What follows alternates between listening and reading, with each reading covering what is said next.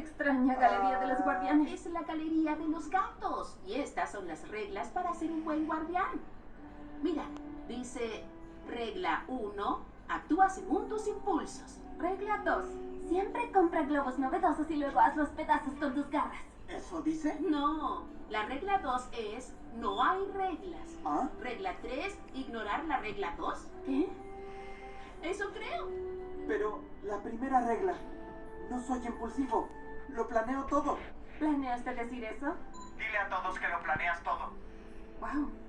Si voy a ser un gran guardián, necesito cambiar totalmente. Debo seguir mis impulsos. ¿Qué estás haciendo? Bailo de manera impulsiva. No se puede bailar. Ah, No puedes pararte de manos. Ahora beberé leche. No puedes beber leche.